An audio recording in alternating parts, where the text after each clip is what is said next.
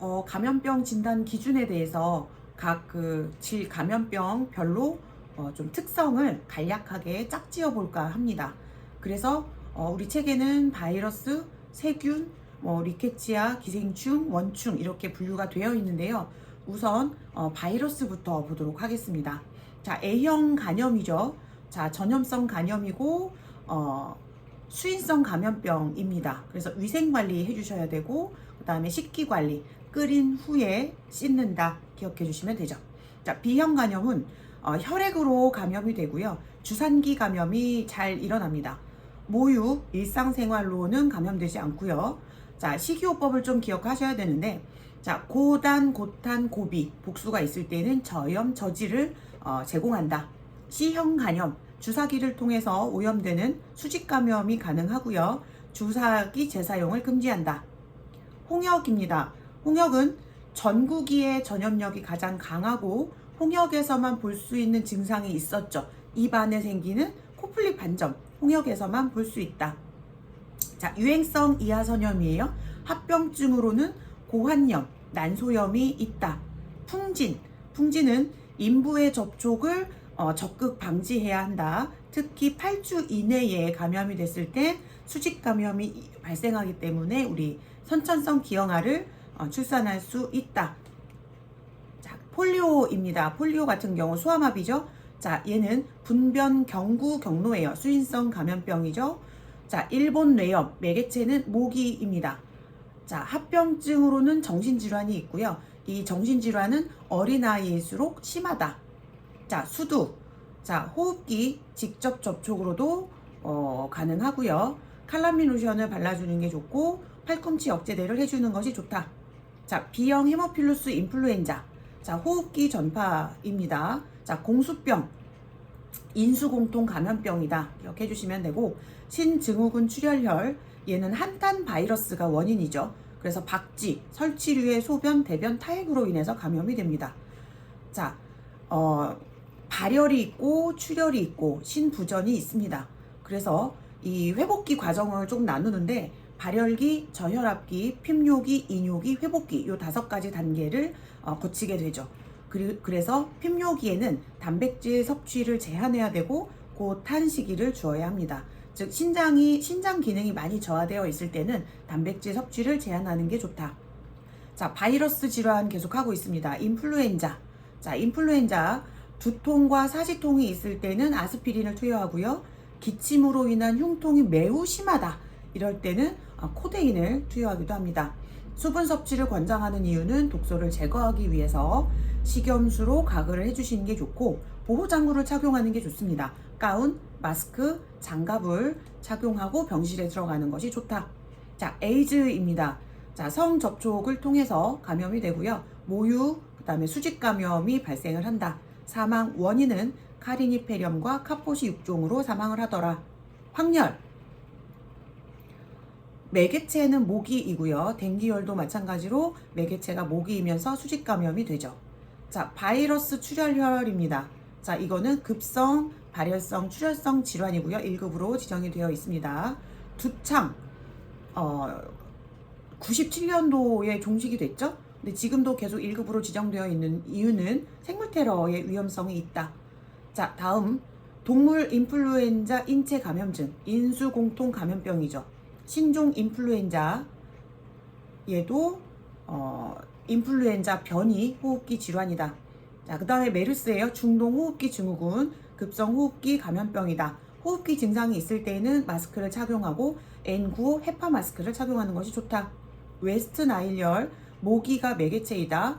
사스, 중증 급성 호흡기 증후군, 얘는 호흡기 비말 간접 직접 접촉에 의해서 감염이 되더라. 지카 바이러스, 얘는 매개체가 모기입니다. 자, 수족구병. 수족구병은 장내 바이러스 감염이에요. 특히 콕사키 바이러스에 의한 감염이고요. 호흡기와 대변으로 감염이 됩니다. 로타바이러스, 우리 새롭게 필수 예방접종으로 지정이 된 거죠. 로타바이러스, 노로바이러스 다 우리 분변 구강 경로로 감염이 되더라. 자, 여기까지가 바이러스였고요. 다음은 세균입니다. 자, 콜레라, 설사이죠. 파리와 식품이 매개체이고요. 특징은 쌀뜨물 설사를 합니다. 장티푸스 증상은 장미진이 있고요. 그 다음에 진단하는 방법은 비달 테스트를 해주시면 됩니다. 파라티푸스 여전히 수인성 감염병이고 세균성 이질, 이것도 수인성 감염병이다. 매개체는 파리, 식품, 그 다음에 직간접 접촉에 의해서 감염이 된다. 장출혈성 대장균 감염증, 이거는 그 5157, 다른 말로 하면 햄버거병이라고 얘기하죠. 덜 익은 소고기 패티에 의해서 감염이 된다. 자, 수양성 설사에서 혈성, 혈액이 섞인 설사로 바뀌게 되고요. 우유와 유제품은 멸균, 쇠고기 조리는 68도 이상에서 가열해 주어야 한다.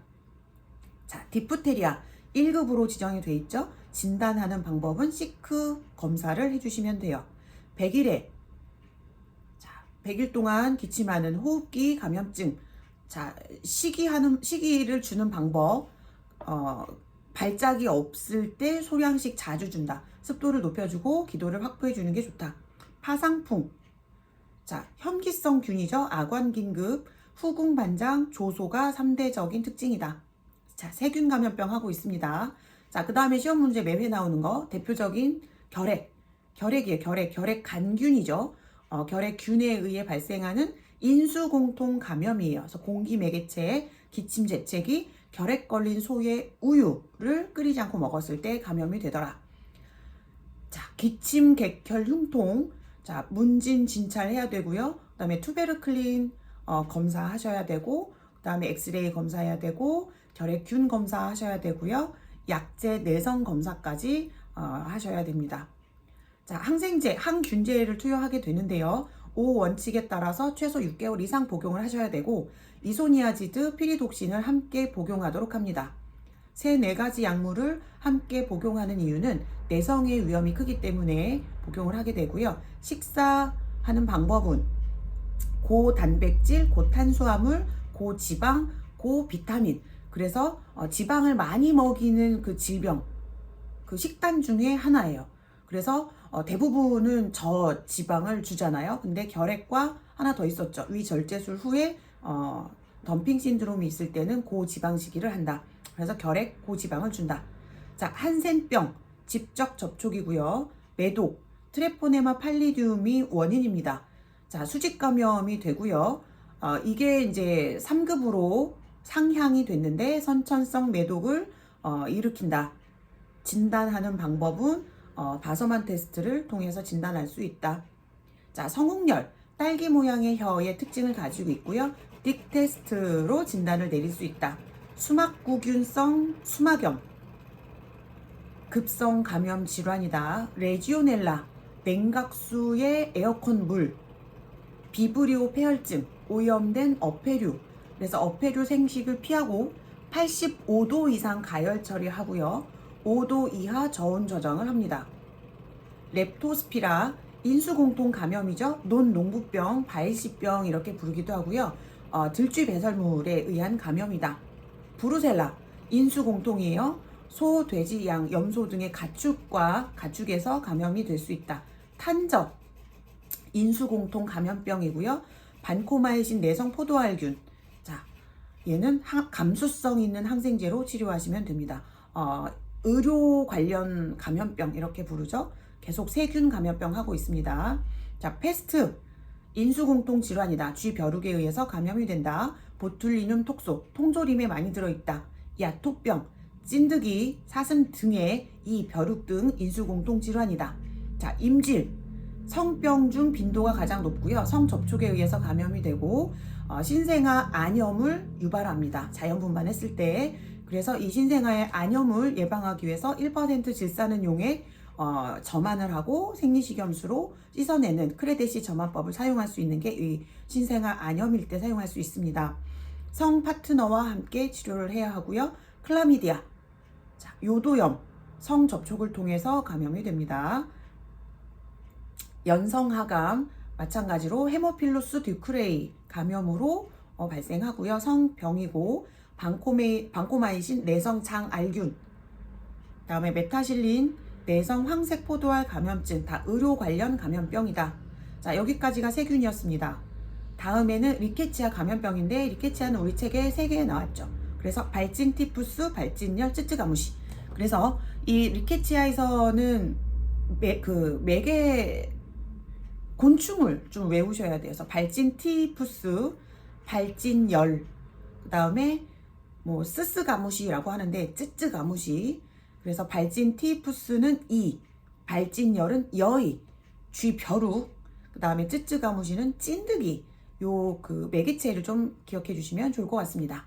자, 그 다음에 여기까지가 리케치아였고 다음은 기생충입니다. 기생충은 크게 3가지 정도로 기억해 주시면 될 것 같아요. 흡충, 선충, 조충. 자, 흡충은 마치 모양이 거머리 같은 모양. 선충은 지렁이나 국숫가닥. 조충은 비엔나 소세지 정도 생각하시면 좋을 것 같아요. 그래서 흡충은 민물고기이고요. 선충은 야채이고 조충은 덜 익힌 고기를 생식했을 때. 그래서 각 종류별로 좀 알아보면 일단은 흡충이에요. 흡충은 디스토마 이렇게 부르죠. 그래서 간 흡충은 낙동강 유역의 풍토병이었고, 자, 쇠우렁이가 제1숙주, 민물고기가 제2숙주 사람에게 들어오죠. 간의 자리를 잡습니다. 폐흡충은 다슬기가 제1숙주, 가재와 개, 요게 제2숙주가 되어서 사람에게 들어오고요. 이 폐흡충 같은 경우는 기침과 객혈을 합니다. 그래서 엑스레이를 찍어보면 혈액과 흡사한 그 엑스레이 양상을 보이게 되죠. 장흡충은 민물고기를 통해서 감염이 됩니다. 선충인데요. 회충은 우리나라에서 가장 높은 감염률을 보입니다. 예방하기 위해서는 화장실을 개량하고 파리를 좀 잡아주고 그 다음에 채소를 청정하게 세척을 해서 드시면 되겠죠. 편충, 맹장에 기생합니다. 그리고 요충, 직장에 기생하는데 문제는 산란할 때 항문 주위로 빠져나오게 되죠. 그래서 항문 주위에 산란하게 되고 요게 이제 산란하기 위해 기생충이 항문 밖으로 나왔을 때 이제 가려워서 손으로 긁게 되는 모습을 볼 수 있습니다. 그래서 검사하는 방법은 항문 주위 도말법을 할 수 있는데 시기는 언제 하는 게 좋으냐? 이른 새벽 기상 직후에 하는 것이 좋다. 예방하기 위해서는 가족 전체 검진을 합니다.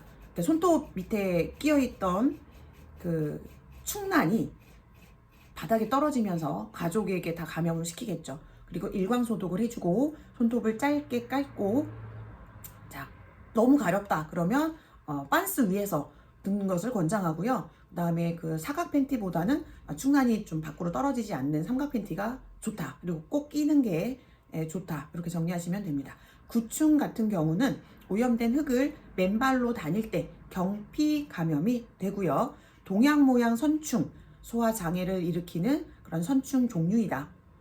그 다음에 조충입니다. 조충에서는 유구조충과 무구조충을 좀 기억해 주시면 되고요. 유구조충은 돼지고기를 생식했을 때, 무구조충은 소고기를 생식했을 때 발생을 한다. 그래서 2개 다 외우면 2개 다 틀리겠죠. 그래서 우리 하나만 정확하게 조지시면 돼요. 그래서 소고기를 생식했을 때 무구조충증이다. 그래서 소고기 묵국 이렇게 생각하시면 될 것 같습니다. 자, 그 다음에 원충 감염이에요. 아메바성 이질. 자, 혈액과 점액이 섞인 설사, 혈변을 보게 되고요. 그 다음에 질 트리코모나스라고 부르죠. 질 편모충인데요. 성행위로 전파되는 기생충 질환입니다. 증상은 질벽이 충혈되어 있고 가렵고 백색 대하가 많이 발생을 한다. 그 다음에 말라리아. 자, 말라리아 모기에 의한 감염이구나. 자, 이렇게 보시면 될 것 같습니다. 자, 여기까지 우리가 좀 나눠서 봤는데 제일 기본은 이 감염병이 바이러스인지 세균인지 리케치아인지 원충인지를 구분하실 줄 알아야 되고요. 그 다음에 하셔야 되는 게 그 특징, 뭐 정의를 주고 다음에 해당하는 감염병은 또는 뭐 이 감염병을 하기 위해서 해야 되는 진단 검사 이런 것들 나오니까요. 특징에 대해서 잘 짝지어서 외워주시면 될 것 같습니다. 자, 그 다음에 인구와 출산을 조금 볼게요. 자, 인구와 출산 한 문제씩은 나오는 것 같아요. 자, 인구를 보겠습니다. 자, 인구의 정의, 어떤 특정 시간에 일정 지역에 거주하는 사람의 집단을 말합니다. 자, 성별 인구 구성, 성비 구하는 공식이 시험 문제에 나오기도 해요. 성비를 구하여라. 성비 구하는 공식은 여자분의 남자 곱하기 100 해주시면 되죠. 그리고 성비는 그게 세 가지로 나누죠. 1차 성비, 2차 성비, 3차 성비.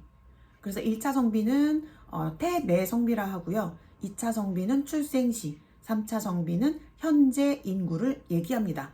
자, 다음 중 2차 성비에 해당하는 것은 그럼 무조건 출생. 나머지 뭐 태아, 현재, 뭐 노연, 노년 이런 게 나오면 이거 다 틀린 거예요. 자, 그 다음에 또 나오는 게 있죠. 부양비. 부양비 계산하는 문제가 나올 겁니다. 자, 부양비는 크게 총 부양비, 노년 부양비, 유소년 부양비 이렇게 나누죠. 그래서 총 부양비 구하는 공식은 생산 연령 인구분의 유소년 더하기 노인 인구 곱하기 100 하시면 돼요. 자, 생산 연령은 몇 세부터 몇 세까지냐? 15세부터 64세 돈 버는 사람이에요. 유소년은 14세 이하, 노인은 65세 이상. 자, 그러면 그 다음 노년 부양비는 어떻게 구해요? 생산 연령 인구분의 노년 곱하기 100. 그러면 유소년 부양비는 어떻게 구해요? 그쵸? 생산 연령 인구분의 유소년 곱하기 100 해주시면 되죠. 그리고 추가로 하나 더 구하자면 노령화 지수라는 게 있습니다. 노령화 지수는 유소년 인구분의 노년 인구 곱하기 100 이렇게 계산해 주시면 되죠. 자, 그 다음에 인구 피라미드 시험 문제 잘 나올 거예요. 자, 인구 피라미드는 크게 국가적으로 보면 3가지, 그 다음에 도시별로 보면 2가지, 그래서 5가지로 보통은 구분을 합니다. 그래서 피라미드형이다 그러면 피라미드예요. 말 그대로 다산다사, 많이 낳고 많이 죽어요. 그래서 그 후진국형이고요. 종형은 소산소사라고 얘기하죠. 인구 정지, 선진국형이라고 부릅니다. 그거보다 더 넘어서서 항아리형이라는 게 있어요. 항아리형. 항아리형은 인구 감소형이에요. 인구 감소형. 그래서 프랑스, 일본 이런 나라에서 흔히 볼 수 있는 피라미드 유형이구나 기억해 주시면 됩니다. 그리고 도시를 기준으로 했을 때는 별형과 표주박형, 호로형이 있는데 별형은 생산 연령 인구가 전체 인구의 50% 이상 일할 사람이 되게 많은 거죠. 그래서 별형은 도시형 이렇게 부르고요. 표주박형은 반대로 생산 연령 인구가 전체 인구, 도시의 인구의 50%의 미만 못 미치는 거죠. 그래서 일할 사람이 없다. 그래서 농촌형 이렇게 부르기도 합니다. 자, 다음 나오는 개념은 인구 동태와 인구 정태가 나오는데요. 인구 동태는 어떤 기간이 좀 필요한 거예요. 그래서 인구 동태의 종류를 좀 살펴보면 끝이 뭐뭐율 이렇게 끝나죠. 출생률, 사망률, 결혼율, 이혼율, 사산율 이렇게 뒤에 이제 율로 해서 끝나는 게 인구 동태이고요. 인구 정태는 특정 시점에서의 인구 상태를 말합니다. 그래서 이 인구 정태는 율로 끝나지 않아요. 그 시점에서 보기 때문에 인구 크기, 인구 구성, 인구 밀도, 인구 분포, 연령별, 성별, 인구 이렇게 다 끊어지죠. 그래서 2가지 구분하는 문제가 나온다 그러면 률이야 그러면 동태, 률이 아니네 그러면 정태, 그냥 이렇게 보셔도 될 것 같아요. 자, 인구 학자에 대한 얘기예요. 자, 우리 책에서 나온 인구 학자는 총 4사람이 있었습니다. 멜서스이죠. 멜서스. 지금도 인구 얘기를 하면 빠지지 않는 사람인데 멜서스는 인구를 좀 제한하기 위해서 결혼 적령기를 연기하자, 즉 만혼이에요. 좀 나이 먹어서 결혼하면 애를 덜 낳지 않겠느냐. 그래서 멜서스는 만혼을 주장했고, 그 다음에 나오는 멜서스의 제자였죠. 플레이스는 만혼 가지고 되지 않고 이제 피임이라는 걸 좀 해보자. 피임을 주장한 학자. 스토프스는 가족 계획이라는 걸 해보자. 그 다음에 그 마가렛 쌩어라는 사람은 산화 제한 진료소를 미국에 설치해보자. 그래서 할렘가에 설치해서 산화 제한을 했던 사람입니다. 그래서 제일 잘 나오는 거는 물론 멜서스가 제일 잘 나오겠죠.